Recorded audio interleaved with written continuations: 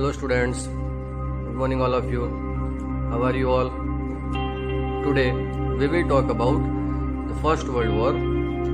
World War I का आज ये पहला पार्ट रहेगा जिसमें हम बात करेंगे What was the reasons behind the First World War और हम देखेंगे First World War किस वजह से हुआ था, उसके पीछे क्या सोच थी और अलग अलग कारणों की हम बात करेंगे। और उसके बाद अगले पार्ट में मतलब पार्ट 2 में हम देखेंगे किस किस देश ने उसमें पार्टिसिपेट किया था, कौन कौन सी ट्रीटी साइन हुई थी, किस तरह से कौन सा देश जीता था और फर्स्ट वर्ल्ड वॉर का अंत किस तरह से हुआ था।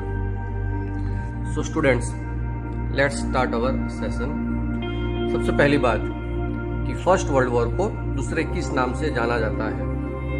मैं चाहूँगा कि आप लोग अपना आंसर गेस करें, अज्यूम करें कि फर्स्ट वर्ल्ड वॉर को दूसरे किस नाम से जाना जाता है। And I am giving you 10 seconds time.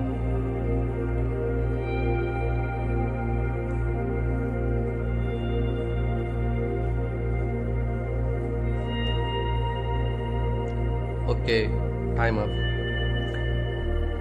Now see,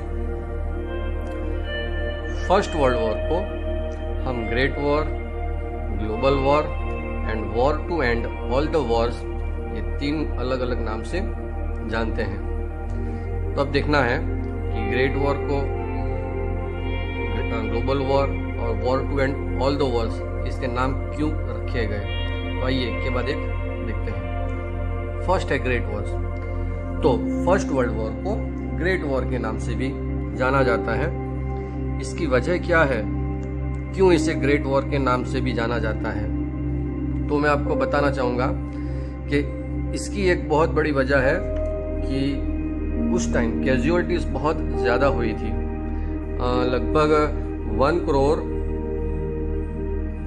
and 70 lakh people were killed in this world war and about 2 crore people were wounded, मतलब जख्मी हो गए थे ये वर्ल्ड वॉर के दौरान। इसीलिए इसको ग्रेट वॉर भी कहा जाता है। इसे एक और नाम से भी जाना जाता है ग्लोबल वॉर, क्योंकि दुनिया के कई देशों ने इसमें हिस्सा लिया था, इसीलिए इसको ग्लोबल वॉर से भी जाना जाता है। प्लस एक और इसका नाम है war to end all the wars. तो उस समय ऐसा माना गया और ऐसा कहा गया कि जो फर्स्ट वर्ल्ड वॉर हुआ है, इसके बाद जो दुनिया में जगह जगह छोटी मोटी लड़ाइयाँ चल रही थी, इस वर्ल्ड वॉर से वो सारी लड़ाइयाँ बंद हो जाएगी। लेकिन फर्स्ट वर्ल्ड वॉर ने बहुत ही भयानक रूप लिया। यहाँ आप देख सकते हैं कितने सारे लोग मारे गए थे। 2 करोड़ लोग were wounded and 1 crore 70 lakh were killed. ठीक है, तो ये जो लोग मतलब जख्मी हुए थे, मारे गए थे, तो वो सारी लड़ाइयाँ बंद हो जाएगी ऐसा वो लोगों ने एज्यूम करा था। लेकिन फर्स्ट वर्ल्ड वॉर ने बहुत भयानक रूप लिया। ठीक है, सो कितने लोग जख्मी हुए इस वर्ल्ड वॉर में, कितने लोग मारे गए, इसीलिए इसे कहा जाता है war to end all the wars. So आपको पता होना चाहिए कि फर्स्ट वर्ल्ड वॉर को किस किस नाम से जाना जाता है। नेक्स्ट, उसके बाद हमारे लिए जरूरी है फर्स्ट वर्ल्ड वॉर कब हुआ। So students, you have to assume your answer कि फर्स्ट वर्ल्ड वॉर कब हुआ और कब एंड हुआ। And I am giving you 10 second time. I repeat my question कि फर्स्ट वर्ल्ड वॉर कब हुआ और कब खत्म हुआ।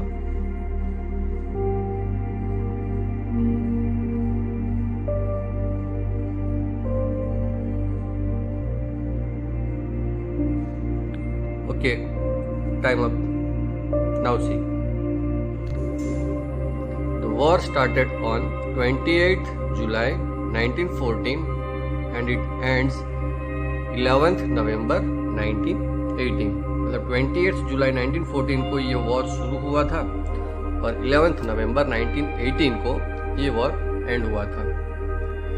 ये वर्ल्ड वॉर में इंडियन आर्मी ब्रिटेन की तरफ से लड़ी थी, ब्रिटेन को फर्स्ट वर्ल्ड वॉर जीताने में। और एक बात स्टूडेंट्स, ये वर्ल्ड वॉर एक ट्रीटी या एक एग्रीमेंट के तहत खत्म किया गया था, और उस ट्रीटी का नाम भी आपको मुझे बताना है। ये वर्ल्ड वॉर जब खत्म हुआ तब एक ट्रीटी साइन हुई थी या एक अग्रीमेंट साइन हुआ था। So now it's your turn to assume the answer, what was the name of the treaty और agreement that was signed to end the war. So I am giving you 10 second time. The time starts now.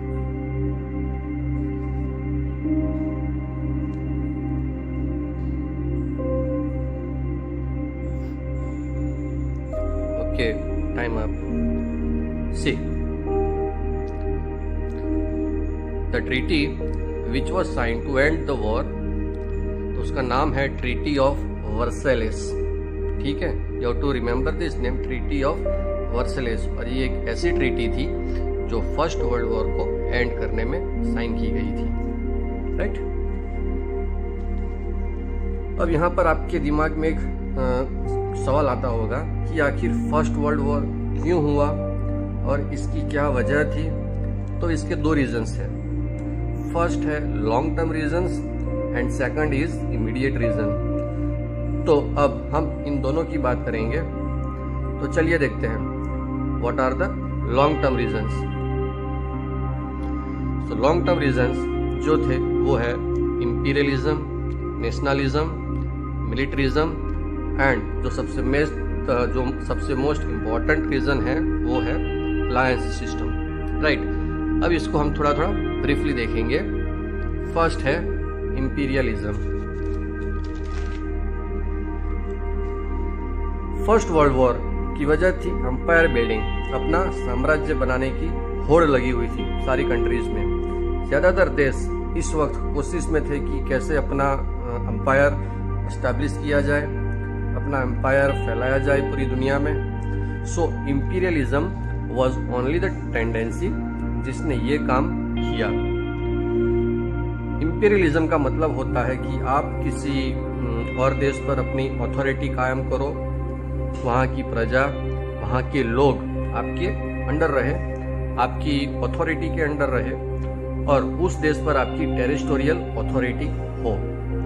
मतलब उस देश पर आपका पूरी तरह कब्जा हो और वहां पर सिर्फ आप ही की बातें मानी जाए। तो ये सिंपल शब्दों में इसे इंपीरियलिज्म कहा जाता है। वैसे तो इंपीरियलिज्म की डेफिनेशन बहुत लॉन्ग है, लेकिन मैं अगर साफ शब्दों में बताना चाहूँ तो ब्रिटिशर्स ने इंपीरियलिज्म स्थापित किया था इंडिया में। ठीक है, वो इंडिया आए, इंडिया में अपनी कॉलोनीज बनाई और इंडिया के लोगों को पूरी तरह से सबॉर्डिनेट कर दिया और अपनी अथॉरिटी यहाँ इंडिया में जमा ली। उसे कहते हैं इंपीरियलिज्म।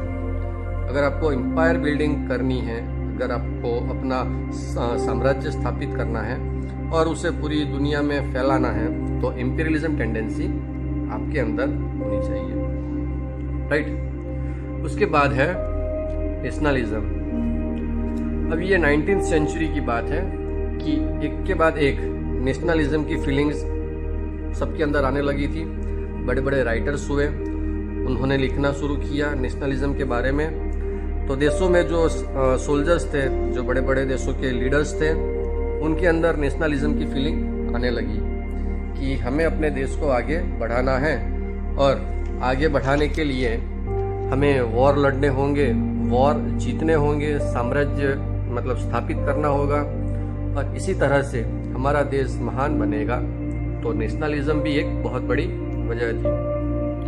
उसके बाद थर्ड वन इज मिलिट्रिज्म। उसके बाद उसी सेंचुरी में क्या हुआ कि मिलिट्रिज्म मतलब बड़े बड़े आविष्कार हुए, मिलिट्री में बड़ी बड़ी चीज़ों को शामिल किया गया, जैसे कि टैंक, ठीक है, मशीन गन, नेवल शिप, और एक के बाद एक सभी देश तरक्की करने लगे थे, हथियार आने लगे और इनके अंदर एक धारणा बन गई इनकी एक सोच बन गई कि now militarily we are now very strong and nobody can defeat us. हमें कोई हरा नहीं सकता क्योंकि हम मिलिट्री पॉइंट ऑफ व्यू से बहुत ज़्यादा स्ट्रांग हो गए हैं और एक देश दूसरे देश को देखकर अपनी मिलिट्री पावरफुल बनाने लगा था, अपनी मिलिट्री स्ट्रांग बनाने लगा था। So this was the militarism. उसके बाद the most important alliance system.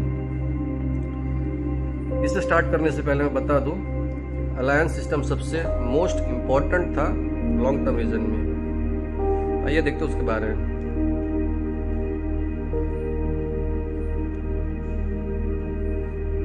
उस वक्त जो अलग अलग कंट्रीज थे वो क्या करते थे, एक देश दूसरे देश के साथ कोई मतलब ट्रीटी साइन करता था, कोई अग्रीमेंट साइन करता था और हाथ मिलाता था और आपस में दोनों देश चुपचाप से एक अग्रीमेंट साइन करते थे और उस अग्रीमेंट में लिखा होता था कि कल को अगर हम पर कोई अटैक करता है तो दूसरे देश को हमें बचाना होगा। अब मान लीजिए दो देशों ने अग्रीमेंट किया, ठीक है, तो वो एक ऐसा एग्रीमेंट किया है जो गुपचुप तरीके से हुआ है, मतलब चुपचाप से हुआ है। अलायंस बनाया उन्होंने अपना, ठीक है, और वो भी इस उम्मीद के साथ बनाया कि अगर हम दोनों में से किसी भी देश पर अटैक हुआ या फिर हम किसी देश पर अटैक करने गए तो दूसरा देश जो है वो उसके साथ मतलब वो उसकी मदद करेगा, राइट। एक देश ने दूसरे देश के साथ अलायंस सिस्टम बनाया तो उनको देखकर बाकी के दो तीन देशों ने भी अपना अलायंस सिस्टम बनाया। So in order to balance power, तो टू बैलेंस द पावर मतलब पावर को बैलेंस करने के लिए कि भाई चलो कि दो देशों ने अपना अलायंस बना लिया है, जैसे कि फ्रांस ने बना लिया इंग्लैंड के साथ, उसके पहले जर्मनी ने ऑस्ट्रिया, इटली और हंगरी के साथ बना लिया। तो जब फ्रांस और इंग्लैंड ने देखा कि बाकी देश भी अपना अलायंस बना रहे हैं तो हम भी अपना अलायंस बनाएंगे, और इस तरह से पावर को बैलेंस करने के लिए बनाया गया था। देशों ने एक दूसरे के साथ हाथ मिलाया, अलायंस सिस्टम शुरू हुआ और ये एक बहुत बड़ी वजह थी फर्स्ट वर्ल्ड वॉर की। तो हमने अभी तक बात की, एक बार फिर से पूरा रिवाइज कर लेते हैं, राइट। तो उसके जो फर्स्ट वर्ल्ड वॉर के 3 नाम थे, राइट। उसके बाद फर्स्ट वर्ल्ड वॉर कब स्टार्ट हुआ, कब एंड हुआ, उसके बाद what was the name of the treaty sign to end the war, and उसके बाद था लॉन्ग टर्म विजन्स, जिसमें है imperialism, nationalism, militarism, alliance system, जो एक बहुत बड़ा रोल प्ले किया है फर्स्ट वर्ल्ड वॉर में, राइट।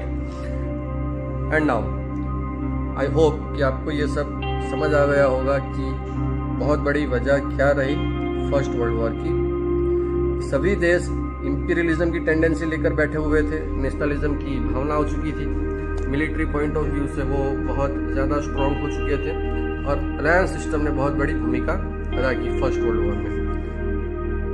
अब मैं बात करना चाहूँगा कि फर्स्ट वर्ल्ड वॉर एकदम से नहीं हुआ, जैसे कि मैंने आपको बताया लॉन्ग टर्म रीजंस थे in order to balance the power, so many alliances were created. बहुत सारे देश आपस में हाथ मिला रहे थे, जैसे कि 1882 में एक ट्रिपल अलायंस साइन हुआ, और ये किसके बीच साइन हुआ, Germany, Austria Hungary and Italy. तो यहाँ पर इटली ने अपना ग्रुप चेंज कर लिया था, यहाँ पर इटली ने अपना ग्रुप चेंज कर दिया था और इनका साथ नहीं दिया था, जिसके बारे में हम बात करेंगे बाद में, थोड़ी आगे बात करेंगे। जैसे कि मैंने आपको बताया अलायंस सिस्टम, जिसमें कई देश आपस में हाथ मिला रहे थे, अपनी पावर स्ट्रॉन्ग करना चाह रहे थे, जो बहुत बड़ा रोल प्ले करता है। तो ट्रिपल अलायंस साइन हुआ 1882 में, जिसमें कहा गया, मीन्स इन सभी देशों ने हाथ मिलाकर कहा कि अगर हम में से किसी भी देश पर अटैक हुआ, मान लीजिए जर्मनी पर अटैक हुआ, ठीक है, तो ऑस्ट्रिया हंगरी और इटली उसकी मदद के लिए आएंगे। अगर ऑस्ट्रिया हंगरी पर अटैक हुआ तो जर्मनी और इटली उसकी मदद के लिए आएंगे। तो ये था ट्रिपल अलायंस जो 1882 में साइन हुआ।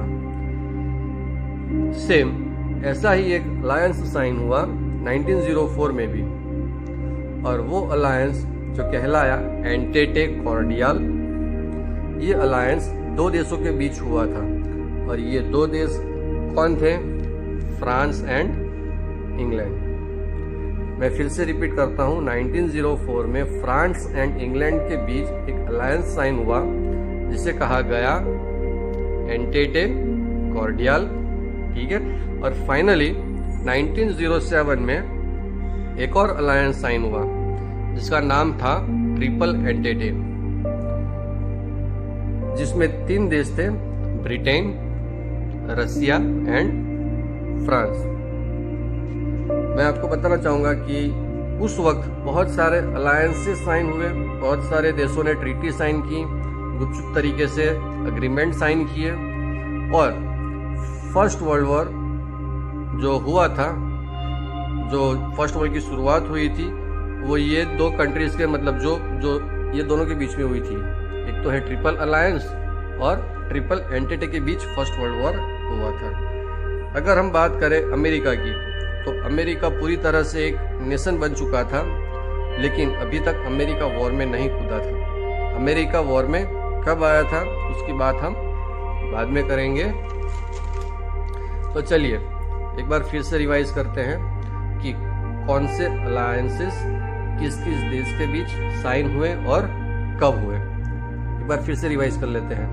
1882 में triple alliance between Germany, Austria Hungary and Italy.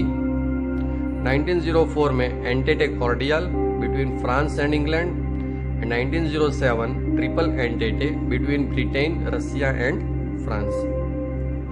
Right, I hope कि यहाँ तक सबको पता चल गया होगा। बहुत ही बेसिक कॉन्सेप्ट आपको बताना चाहता हूँ। मैं चाहता हूँ कि फर्स्ट सेशन में आपको एक रूपरेखा क्लियर हो जाए, आपको एक आउटलाइन पता चल जाए कि फर्स्ट वर्ल्ड वॉर के क्या रीजंस थे, क्यों हुआ। Now we will talk about the immediate reason.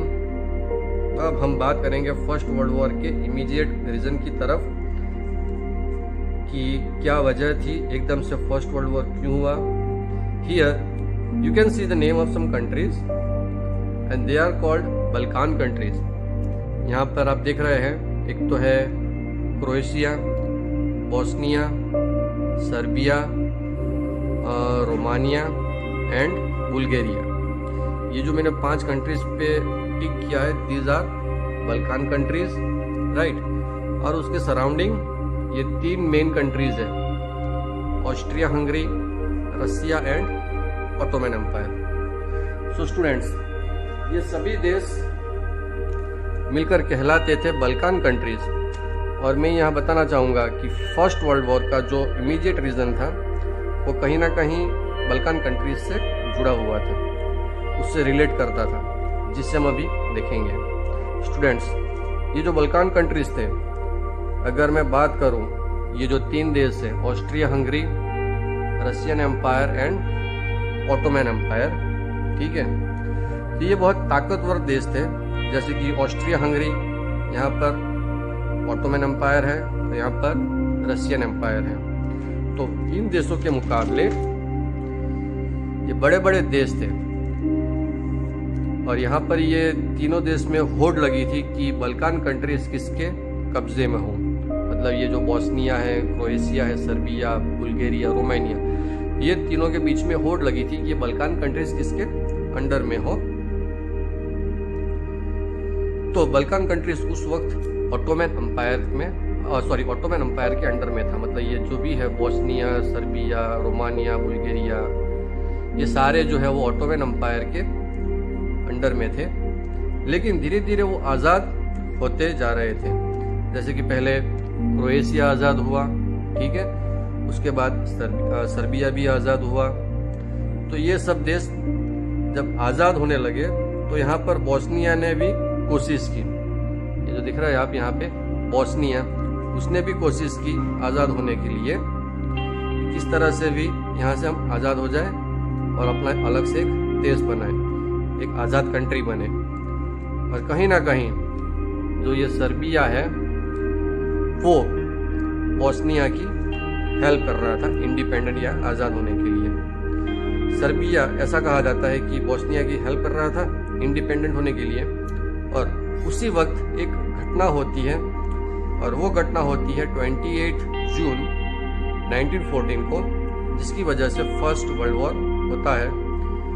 देखिए स्टूडेंट्स, हमने अभी तक लॉन्ग टर्म कॉजेस की बात की थी, लॉन्ग टर्म रीजन की बात की थी, जहाँ पर मैंने आपको बताया था कि सभी देश पावरफुल बन रहे थे, इंपीरियलिज्म की टेंडेंसी थी, मिलिट्रिज्म हो रहा था और अलायंस सिस्टम बन रहा था। वो सब लॉन्ग टर्म रीजंस थे जो काफ़ी टाइम से वो लोग कर रहे थे, ठीक है। लेकिन एट दैट मोमेंट ऐसा क्या हुआ जिसकी वजह से फर्स्ट वर्ल्ड वॉर हुआ? तो 28 जून 1914 ऑस्ट्रिया हंगरी के प्रिंस फ्रांज फर्डिनेंड और उनकी वाइफ का मर्डर कर दिया गया। He along with his wife they were assassinated. और ऐसा कहा गया कि इनका जो कत्ल किया गया था वो बोस्निया के किसी आदमी ने किया था, and that guy was 19 years old, ठीक है। और यहाँ पर ऑस्ट्रिया हंगरी को पता चलता है कि प्रिंस की जो हत्या हुई है, प्रिंस का जो मर्डर हुआ है वो बोस्निया ने करवाया है, और बोस्निया की मदद कर रहा है सर्बिया, जैसे मैंने अभी आपको आगे बताया। स्टूडेंट्स, मैं आपको फिर से पॉइंट पे ले जाना चाहूँगा कि जो इमीडिएट रीज़न था वो था कि ऑस्ट्रिया के प्रिंस की हत्या की गई उनकी वाइफ के साथ, और ये काम किया बोस्निया के किसी इंसान ने, और सर्बिया जो है वो मदद कर रहा था बोस्निया की आज़ाद होने के लिए, टू बी इंडिपेंडेंट। तो अब ऑस्ट्रिया हंगरी ने सोच लिया कि बदला लेना है सर्बिया से, इसलिए ऑस्ट्रिया हंगरी ने सर्बिया को 1 महीने का टाइम दिया, और उस 1 महीने में कहा गया कि सरेंडर कीजिए। अगर आपने सरेंडर नहीं किया तो just be ready to face the consequences. अगर आप सरेंडर नहीं करोगे तो उसका रिजल्ट झेलने के लिए आप तैयार रहें। लेकिन ऐसा हुआ नहीं, और 1 महीने के बाद, मतलब 1 मंथ के बाद 28 जुलाई 1914 को फर्स्ट वर्ल्ड वॉर स्टार्ट हुआ। अब देखिए स्टूडेंट्स, मैं यहाँ बताना चाहूँगा कि किस तरह से कौन कौन से देश किस वजह से वो देश इस वर्ल्ड वॉर में आते हैं। तो देखिए, जब सर्बिया को लगा कि ऑस्ट्रिया अटैक करेगा, तो जो सर्बिया है वो पहुंचा रसिया के पास अपनी मदद मांगने के लिए। तो सर्बिया ने कहा रसिया से कि आप हमारी मदद कीजिए, और रसिया ने सर्बिया की मदद की। क्योंकि बिकॉज ऑफ एथनिसिटी, जातीयता की वजह से, और उसमें एथनिसिटी बहुत बड़ी चीज थी। रसिया और सर्बिया में एथनिसिटी के लोग थे स्लाव एथनिसिटी के लोग थे, मतलब स्लाव रेस के लोग थे। तो रसिया ने कहा कि ये लोग भी हमारे ही हैं। स्लाव लोग रसिया में भी रहते हैं और सर्बिया में भी रहते हैं, तो हमें इनकी मदद करनी चाहिए। तो रसिया वॉज हेल्पिंग सर्बिया। तो यहाँ पर ऑस्ट्रिया हंगरी ने मदद मांगी जर्मनी से, राइट। तो ऑस्ट्रिया हंगरी क्यों पहुंचे जर्मनी के पास, और जर्मनी ने क्यों की मदद? तो मैं आपको बता दूं, ऑस्ट्रिया हंगरी एंड जर्मनी एक ट्रीटी के तहत बंधे हुए थे, और वो ट्रीटी मैंने आपको अभी बताई। 1882 में इनके बीच एक ट्रीटी साइन हुई थी, ट्रिपल अलायंस, जिसमें तीसरा देश था इटली, राइट। हालांकि इटली ने मदद नहीं की, क्योंकि इटली ने साफ कहा कि हमने ये ट्रीटी साइन की थी इसलिए कि अगर हम पर कोई अटैक करेगा तो हम एक दूसरे की मदद करेंगे। लेकिन यहाँ तो आप अटैक करने जा रहे हो, इसलिए इस ट्रीटी के तहत मैं बाउंड नहीं हूँ, क्योंकि बात अटैक करने की नहीं हुई थी, बात हुई थी कि अगर अटैक होगा तो हम एक दूसरे की मदद करेंगे। तो इटली ने साथ नहीं दिया। और यहाँ देखिए सर्बिया पहुंचा रसिया के पास, राइट। ऑस्ट्रिया हंगरी पहुंचा जर्मनी के पास। अब जर्मनी इनकी साइड और रसिया ऑस्ट्रिया हंगरी के साइड हो गया, राइट। और फटाफट से हुआ क्या कि ऑस्ट्रिया हंगरी और जर्मनी ने मिलकर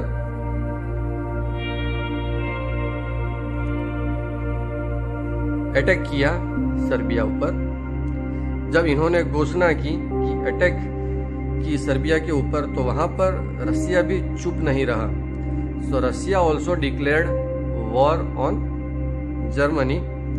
अब देखिए रसिया आया, राइट, रसिया आया। यहाँ पर मैंने आपको बता चुका हूँ कि 1907 में एक ट्रिपल एंटिटी अलायंस हुआ था रसिया, फ्रांस एंड ब्रिटेन के बीच। तो उसी एग्रीमेंट और ट्रीटी के तहत रसिया के साथ फ्रांस ने भी युद्ध की घोषणा कर दी जर्मनी के सामने, राइट। तो उसी एग्रीमेंट और उसी ट्रीटी के तहत रसिया के साथ फ्रांस ने भी युद्ध की घोषणा कर दी जर्मनी के ऊपर। सो स्टूडेंट्स आप देख सकते हैं, ठीक है, ये था पूरा।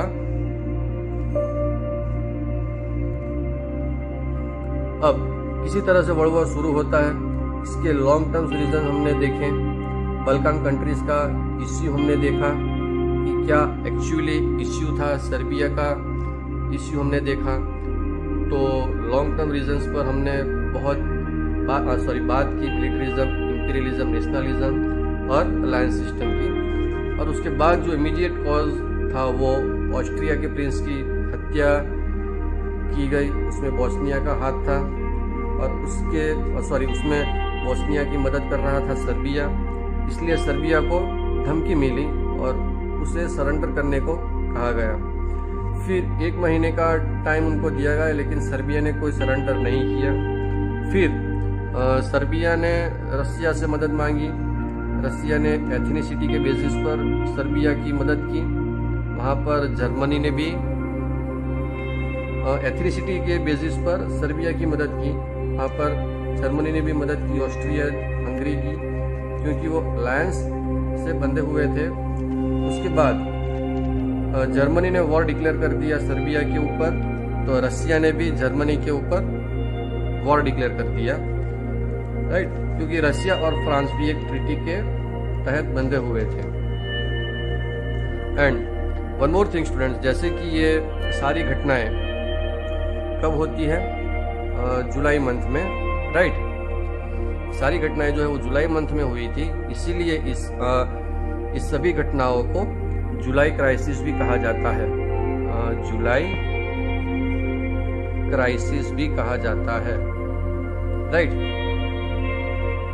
तो स्टूडेंट्स पार्ट 2 में हम देखेंगे कि किस तरह से अब इंग्लैंड भी आएगा, ब्रिटेन भी कैसे शामिल हुआ, किस तरह से उसके बाद बाकी सहयोगी भी आएंगे, किस तरह से इटली दूसरी साइड जाएगा, कब बाकी देश बीच में आएंगे और क्या क्या वॉर में होगा, कौन कौन देश हारेंगे, कौन कौन देश जीतेगा, कौन सी ट्रीटी साइन होगी, किस किस देशों के बीच मतलब साइन होगी, और किस तरह से फर्स्ट वर्ल्ड वॉर ख़त्म होगा, उसमें इंडिया का कंट्रीब्यूशन क्या था।